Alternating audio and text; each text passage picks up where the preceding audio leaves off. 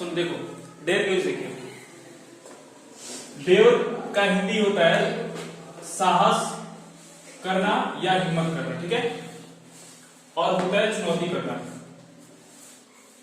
जब कभी आप डेयर का अर्थ किसी को बताना होगा या आपको खुद से ही जानना होगा तब समझ लीजिए इसका मतलब होता है साहस करना, हिम्मत करना है, किसी को चुनौती देना। तो मतलब जब कभी आपको कोई चीज करने की अगर साहस होगी या हिम्मत होगा या अगर किसी को किसी चीज के लिए चुनौती देना होगा तो क्या कर सकते हैं, डेयर का यूज कर सकते हैं, ठीक है।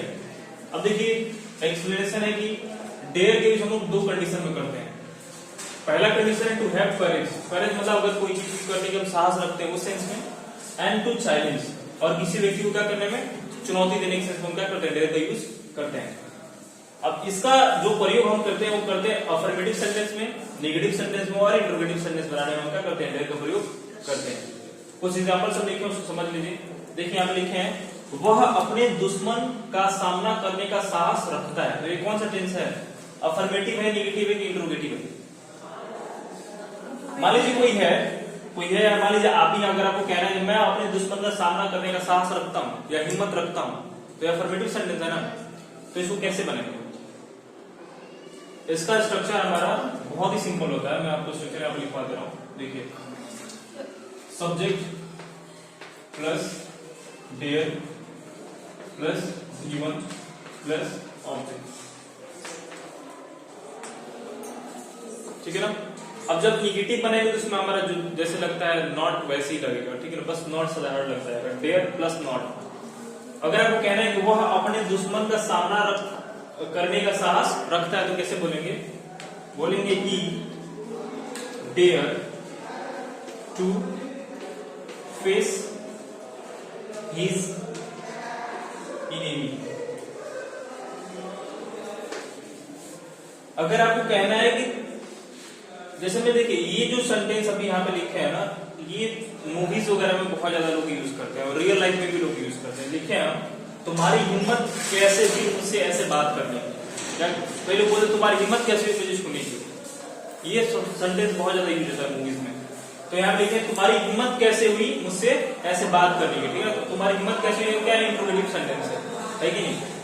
तो ये हम लास्ट में करते हैं क्योंकि स्पेस नहीं बचेगा राइट के लिए। देखिए लिखिए तुम्हारी हिम्मत कैसे हुई मुझसे ऐसे बात करते, कैसे के हमारा इंग्लिश क्या होता है, हाउ होता है ना। तो क्या कर देंगे, how dare you, how dare you, तुम्हारी हिम्मत कैसे तो कर देंगे हाउ डेयर यू। अब मुझसे ऐसे बात क्या हो जाए, how dare you talk to me like this. क्या बोलेंगे, how dare you talk to me like this, तुम्हारी हिम्मत कैसे मुझसे ऐसे बात करें। अगर आपको कहने तुम्हारी हिम्मत कैसे हुई ऐसे बोलने की, क्या बोलेंगे, how dare you speak like that या स्पीक लाइक दिस। अगर आपको कहना है कि तुम्हारी हिम्मत कैसे हुई बोलने की, तो आप बोलोगे how dare you speak this, ठीक है ना, how dare you speak this.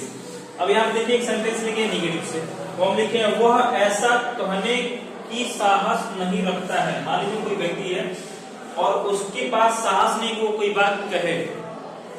अगर आपको कहना है कि वह ऐसा कहने का हिम्मत नहीं या साहस नहीं रखते तो कैसे बोलेंगे उसको, कोई बनाया आप लोगों में से, निगेटिव है बस क्या कर देंगे, डेयर के बाद नॉट लगा देंगे। कौन बनाएगा आप लोगों में से, कोई बनाएगा, आकृति बनाओगे आप। वह ऐसा कहने की साहस नहीं रखता है तो क्या कर देंगे, वह का ही डेयर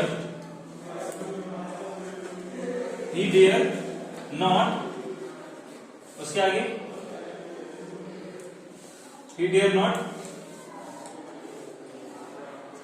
कहने में क्या हो जाएगा, सी हो जाएगा ना, ही डेयर नॉट से सो, ही डेयर नॉट से सो, वैसा कहने के साहस नहीं रखता है।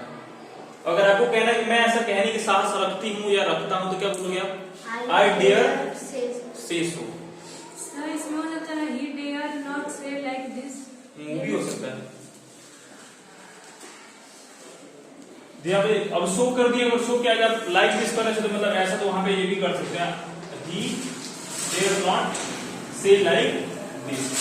जैसे मैं अभी आपको ऊपर लिख दिया ये वाला लाइक दिस वाला, वो भी यहाँ पे भी कर सकते हैं, ठीक है ना।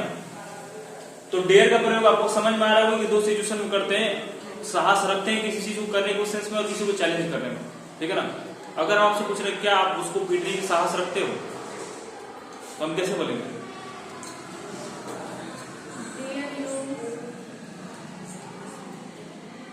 क्या आप उसको पीटने की साहस रखते हो, तो क्या डू यू डेयर पूछेंगे ना, do you dare to beat him या do you dare beat him.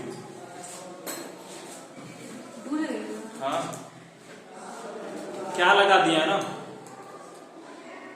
तो यहाँ पे डेयर यू बीट हिम थोड़ी ना हो जाएगा। आ रहा है समझ में? देखो जैसे मैं कल बताए थे आप लोगों को, किसका यूज पढ़ाए थे कल आप लोगों को, हम नीड का यूज पढ़ाया था ना। तो नीड का यूज बताए थे कैसे एक एक्सुलरी वर्ब की तरह यूज करते हैं और एक मेन वर्ब की तरह यूज करते हैं, बताए थे। हाँ, तो इसको भी हम दो सिचुएशन बना सकते हैं। जैसे मान लीजिए आप मुझसे कह रहे हैं क्या आप उसको पीटने की साहस रखते हो, तो क्या बोलेंगे?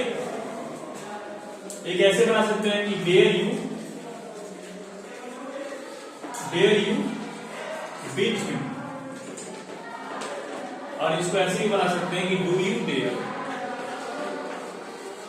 Dare call him. मतलब क्या आप उसको फोन करने की साहस रखते हो या क्या आप उसको पीटने की साहस रखते हो। तो आप इसको डायरेक्ट हेल्पिंग ऑफ डेयर से भी बना सकते हो और डू से भी बना सकते हो, दोनों सेंटेंस आपका सही बनेगा, ठीक है। लेकिन आप ये मेन वर्ब जो है ये डेयर, अगर आप यही यूज करें तो ये सही माना जाता है, ठीक है ना। इसका अगर यूज नहीं करें तो बेटर रहता है। आ रही बात समझ में? अब हम कह रहे हैं यू डेयर कॉल हिम, मतलब तुम उसको फोन करने की साहस रखते हो, तुम उसको कॉल करने की साहस रखते हो, उस सेंस में हम इसको यूज किया। तो बस इतना सिंपल से जान लीजिए कि जब कभी भी आपको किसी व्यक्ति को चुनौती देना होगा या अगर आपके पास साहस होगा किसी काम को करने के लिए, उस सेंस में हम क्या करेंगे? डेयर का यूज करेंगे। अगर आपको कहने के मैं तुम्हें पीटने की साहस रखता हूं, तो क्या बोलोगे? I dare beat you, I dare beat you. अगर मान लीजिए आपको किसी को चुनौती देना है तो कैसे दोगे? डेयर से। चुनौती देने के लिए ऑफ कोर्स हमें क्या करना पड़ेगा? हमारा डेयर आगे आ जाएगा। अगर आपको मान लो कि किसी को चुनौती दे रहा है कि क्या तुम अंग्रेजी बोलने की साहस रखते हो, तो कैसे बोलोगे? Dare you speak English, dare you speak English. Interrogative sentence हम बनाते हैं, बस हमारा हेल्पिंग वर्ब क्या आ जाएगा? आगे आ जाएगा। और निगेटिव आया तो आपको पता है कि क्या करना है, बस डेयर पर क्या कर देना है? नॉट लगा देना है। किसी कोई डाउट नोट करिए, अगर नोट कर लिए तो हम आगे कुछ एग्जांपल्स